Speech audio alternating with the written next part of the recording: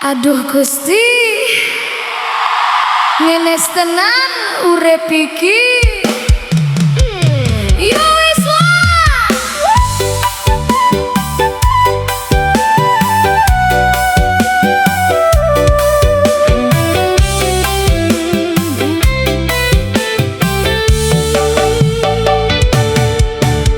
Biyen kowe ngancani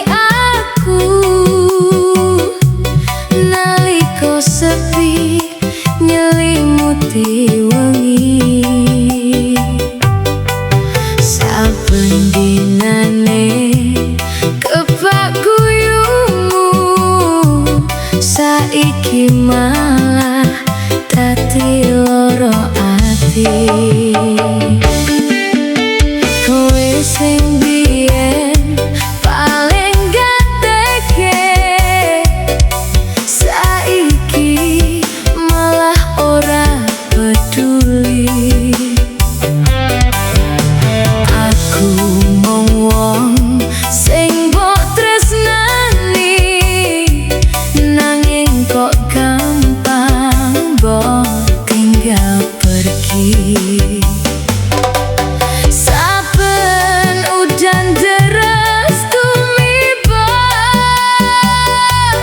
atiku tansah kebak lara.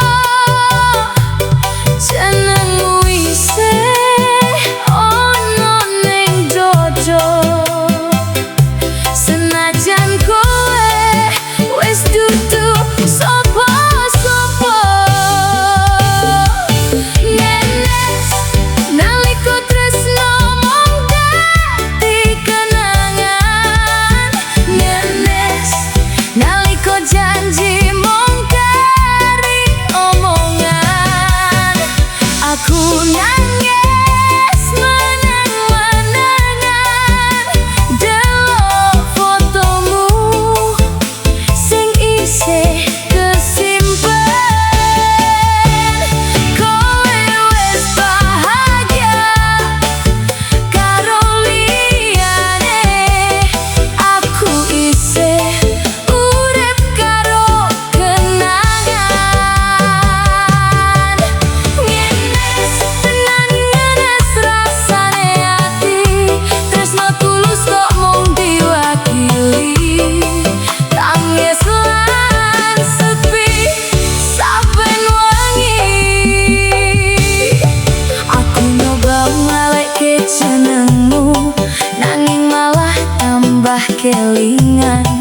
Aku nyoba mbusak bayangmu, nanging tansah teko ning pikiran. Wis pirang-pirang aku ngiklaske, nanging ati durung gelem. Saben krungu lagu kenangan, mripat iki mesti netes maneh. Yen pancen dudu jodone, ngopo biyen kudu ketemu? Yen pungkasane mung gawe loro,